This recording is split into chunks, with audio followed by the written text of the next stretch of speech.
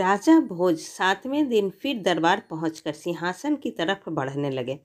तभी 7वीं पुतली कौमुदी ने राजा से कहा, यहाँ बैठने की जिद छोड़ दो, इस पर सिर्फ राजा विक्रमादित्य जैसा गुणवान ही बैठ सकता है। राजा के गुणों को बताने के लिए 7वीं पुतली ने एक कहानी सुनानी शुरू की। एक दिन राजा विक्रमादित्य अपने कमरे में सो रहे थे। आधी रात में उन्हें रोने की आवाज़ सुनाई दी। इस आवाज़ को सुनकर राजा बाहर निकले। जैसे ही वह शिप्रा के तट पर पहुँचे तो उन्होंने देखा कि एक महिला जोर जोर से रो रही है। वो उससे उसके रोने का कारण पूछने लगे। तब महिला ने बताया कि वो चोर की पत्नी है और राजा ने उसे पेड़ से उल्टा लटका दिया है। राजा ने पूछा, तो क्या तुम्हें इस सज़ा से कोई परेशानी है? उसने कहा, सज़ा के फैसले से कोई परेशानी नहीं है, लेकिन यह बात बुरी लग रही है कि मेरा पति भूखा प्यासा उल्टा लटका हुआ है। इतना सुनकर राजा ने झट से पूछ लिया कि उसने अब तक उसे कुछ खिलाया पिलाया क्यों नहीं।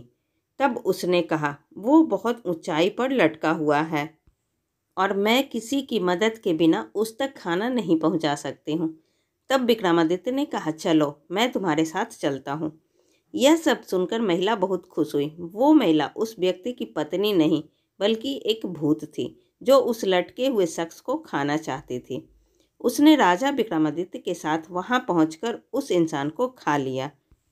भूख मिटते ही उसने राजा से मनचाहा वरदान मांगने को कहा।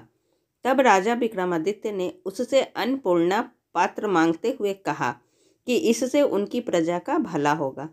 इस वरदान को सुनने के बाद उस राक्षसी ने कहा कि अन्नपूर्णा पात्र देना उसके बस में नहीं है, लेकिन वो अपनी बहन को कहकर उसे दिला सकती है।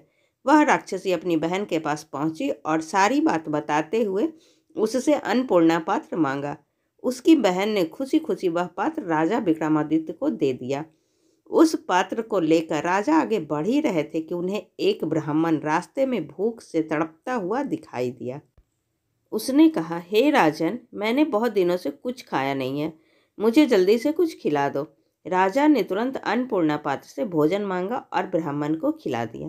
भोजन खिलाने के बाद राजा ने ब्राह्मण से दक्षिणा मांगने को कहा। ब्राह्मण ने राजा से वह पात्र मांग लिया और कहा कि इसकी मदद से वो कभी भूखा नहीं रहेगा। राजा ने बिना किसी झिझक के उसे तुरंत पात्र दे दिया और राजमहल की ओर आगे बढ़ गए। इतनी कहानी सुनाते ही 7वीं पुतली उड़ गई। यह सब सुनकर राजा बहुत सोच में पड़ गए। उन्होंने मन में सोचा कि अब यहाँ बैठने का कोई और उपाय सोचना पड़ेगा। ऐसी ही अच्छी और ज्ञानवर्धक कहानी सुनने के लिए प्लीज़ आप मेरे चैनल को सब्सक्राइब ज़रूर करें। तब तक के लिए बाय बाय।